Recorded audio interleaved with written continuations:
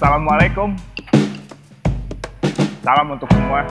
Ini gua dapat tantangan, dapat challenge dari maha guru gua ngeplok.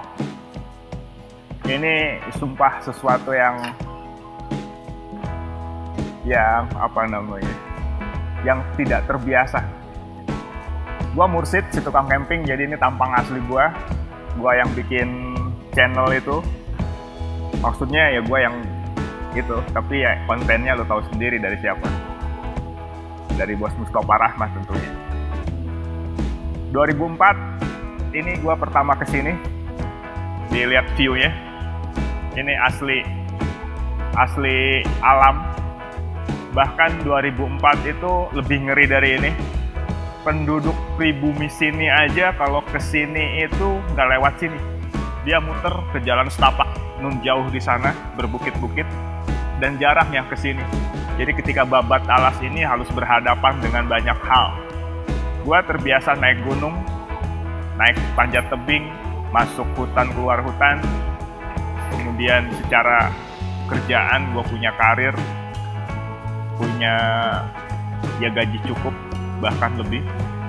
Dan sekarang tentu akan berbeda dengan 2004. Sampai saat ini gue sedang membangun sebuah pabrik yang lain untuk menggabungkan banyak hal yang terpecah menjadi satu bagian yang utuh.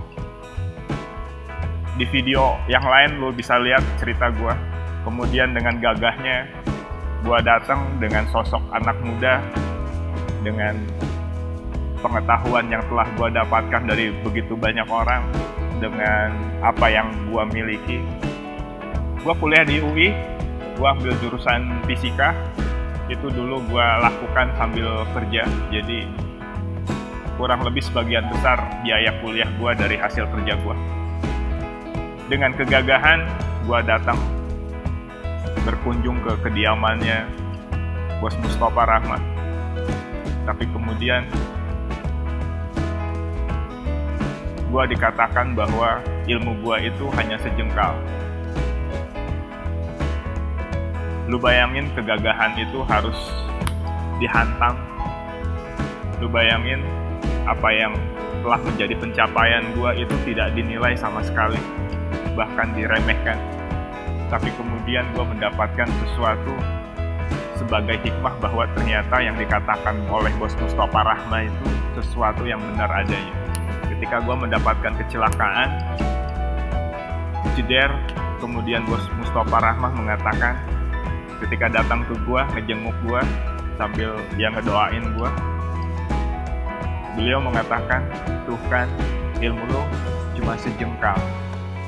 Dan gua tarik ke dalam diri gua, iya, faktanya ketika itu kejadian bahkan di cut off umur gua oleh sang kematian, istri, anak gua, keluarga gua entah dapat makan dari mana. Itu faktanya. Bahkan ketika masuk ke spiritual pun, siapa yang mempertanggungjawabkan mereka? Karena ilmu gua cuma sejengkalan tangan. Sekedar untuk diri gua aja belum dikatakan luber. Jadi hanya cukup untuk diri gua, dan selebihnya bagaimana dengan mereka. Dengan gaji gua yang gede, gua punya anak buah. Di satu tempat 200, di tempat yang lain 50, ya kalau dihitung keseluruhan lebih dari 300.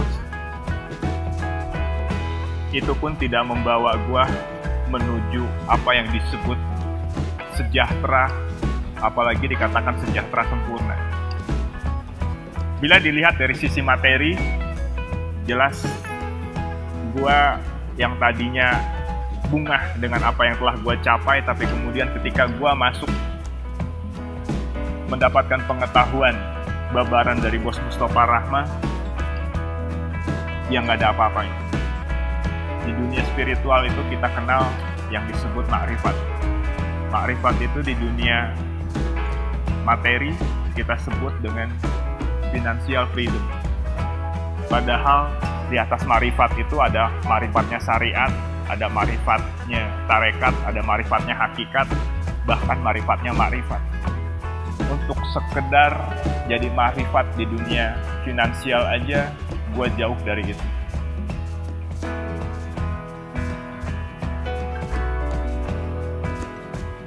Lu bayangin, Bos Mustafa Rahmah itu mendapatkan pengetahuan di mana bukan hanya mencapai makrifat di dunia finansial, bahkan makrifat.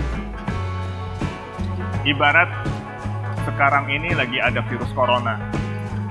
Kita dengar di berita bahwa mereka bisa bertahan sekian bulan untuk dengan hasil kerja keras mereka masih bisa membeli makanan tanpa mereka harus bekerja. Dan lu bayangkan di kondisi gua, andai kata gua mati, andai kata saat kecelakaan itu gua cut off oleh kematian, harta gua yang gua miliki itu nggak nyampe untuk 1 bulan. Itu bisa mencukupi kehidupan keluarga gua. Artinya, dari mana mereka bisa mendapatkan duit itu?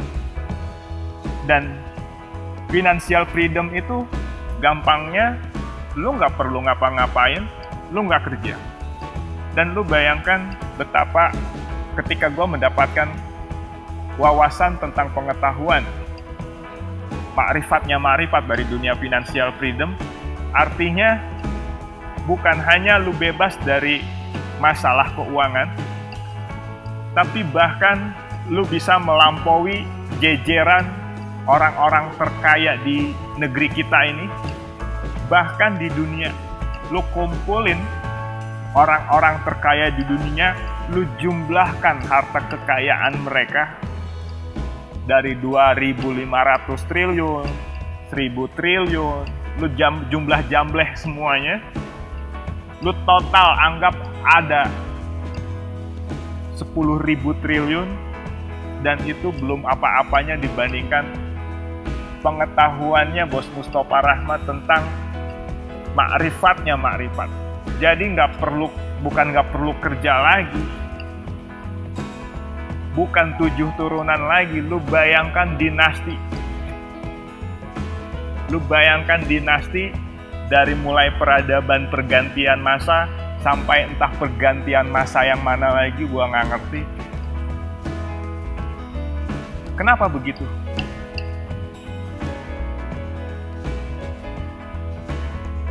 Pernahkah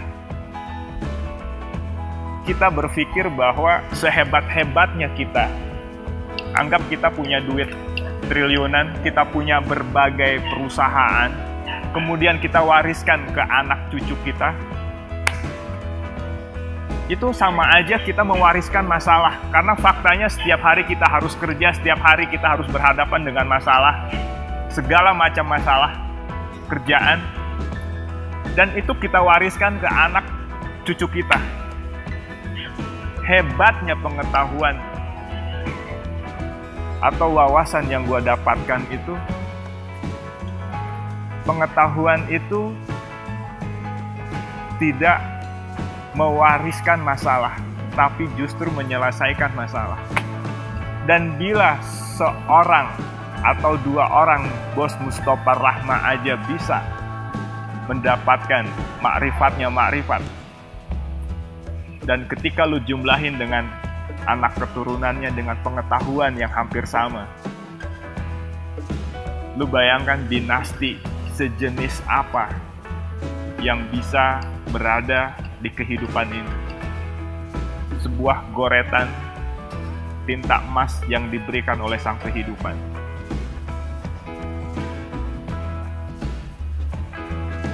Jadi gua ketika dibabar wawasan itu saja, ini tanda gua bahwa gua pecundang, bahwa gua harus bisa cut off dari saat gua di dunia ilmu sejengkalan itu untuk bisa beralih ke dunia financial freedom.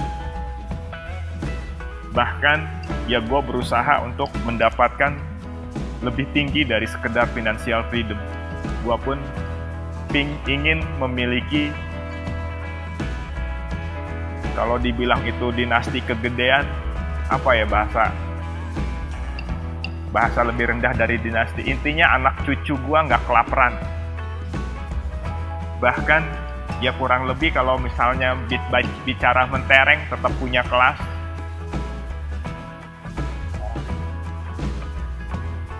atau ya dikatakan bahwa kata kekayaan orang itu cuma sampai 7 turunan, ya gue boleh mengatakan seberapa panjang kontrakannya bos Mustafa di pinggiran jalan, ya gue di belakangnya bos Mustafa kontrakan gue gitulah. Jadi kurang lebih sepanjang jalan tol juga, tapi agak di belakang, nggak ada pada sama jalan tol. Silahkan lu buka channel lain, silahkan lu buka wawasan lu di tempat yang lain. Silahkan lu seperti gua pergi naik turun gunung, tapak di hutan, bolak-balik masuk goa. Bahkan lu pergi ke Eropa sana, lu cari orang-orang hebat, lu cari orang-orang pinter, lu kumpulin. Dan setiap minggu gua harus datang ke sini. Kalau nggak datang ke sini, gua berasa nggak hidup. Lu cari ahli-ahli, lu cari para pemikir, lu jejerin. Adakah pengetahuan, makrifat di dunia finansial? Salam dari gua, sampai ketemu. Nggak di kehidupan berikutnya, najis gua ketemu lu. Yaitu di episode berikutnya. Salam. Berjalan sampai batas, pastikan ku arungi dengan satu keyakinan, mencapai asa dan harap diriku. Berjalan sampai batas, melangkah untuk mencapai tujuan. Berjalan sampai batas, meraih asa dan harap terindah. Aku kan tetap berdiri, gagah mengarungi kehidupan.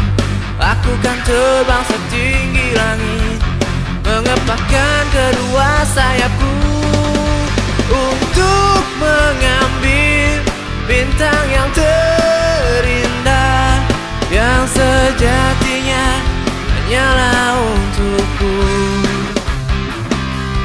Aku kan terus berjalan hingga mencapai batas akhir,